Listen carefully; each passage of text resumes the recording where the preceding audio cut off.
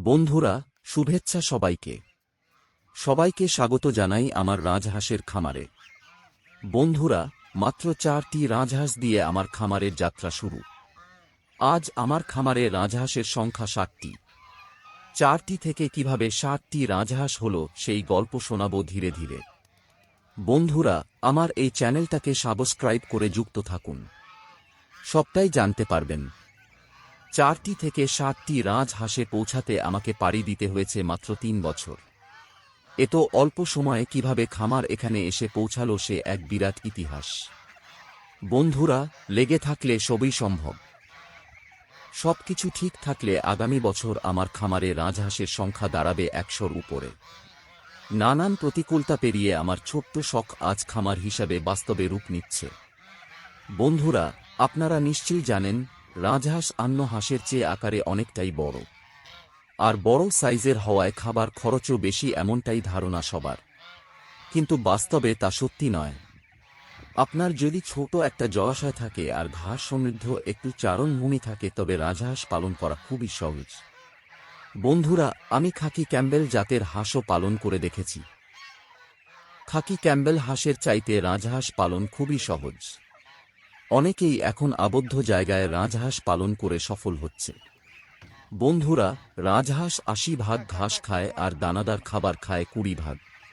তাই পর্যাপ্ত ঘাসের ব্যবস্থা থাকলে রাজহাঁস পালন খুবই লাভজনক ও সহজ। প্রিয় বন্ধুরা, রাজহাঁস সহজে কথা শোনে যা পাতি হাঁস শোনে না। আর রাজহাঁস দল বেঁধে চলতে পছন্দ করে। পাতি হাঁস এদিক ওদিক ছোটাছুটি করে। কিন্তু রাজহাঁস দল বেঁধে চলায় দেখভাল করাও খুব সহজ বলে আমার মনে হয়। বন্ধুরা, রাজহাঁস দেখতে খুবই সুন্দর। রাজহাঁসের মধ্যে একটা রাজকীয় চাল চলন আছে। একটু আদর যত্ন করলে রাজহাঁস আপনার সঙ্গী হয়ে যাবে। রাজহাঁস বছরে 2 বার ডিম দেয়। ডিম না খেয়ে বা বিক্রি না করে বাচ্চা উৎপাদন করলে আপনি বেশি লাভবান হতে পারবেন। প্রিয় বন্ধুরা, রাজহাঁস পালন করলে আপনার বাড়ির শোভা বৃদ্ধি পাবে। রাজহাঁসের বিচরণ, হাঁটাচলা, অঙ্গভঙ্গি দেখে আপনি নির্মল আনন্দ উপভোগ করতে পারবেন। বাড়িতে রাজহাঁস থাকাটা অনেকটা আভিজাত্যের প্রতীক। একই সাথে রাজহাঁসের অর্থনৈতিক গুরুত্ব অনেক। একটি বাচ্চা রাজহাঁসের দাম 400 টাকা থেকে শুরু। আর একটি প্রাপ্তবয়স্ক রাজহাঁসের দাম 2 থেকে 4 হাজার টাকা পর্যন্ত হয়ে থাকে। দাম নির্ভর করে ওজন ও সাইজের উপর। রাজহাঁসের জীবন চক্র সুদীর্ঘ। একটি রাজহাঁস দীর্ঘদিন বাঁচে। আর সবচেয়ে বড় বিষয় হল রাজহাঁসের রোগ প্রতিরোধ ক্ষমতা অনেক বেশি।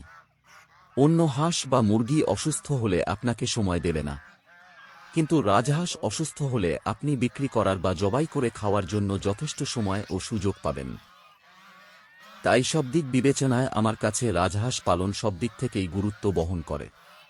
আপনার যদি কৃষিতে আগ্রহ থাকে, প্রাণী ভালোবাসেন, হাঁস মুরগির প্রতি গভীর ভালোবাসা থাকে তাহলে রাজহাঁস পালন করে দেখতে পারেন।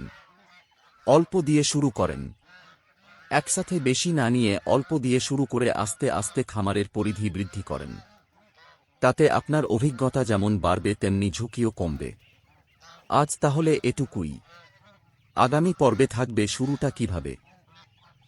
ভিডিওটি ভালো লাগলে লাইক করুন, বন্ধুদের সাথে শেয়ার করুন।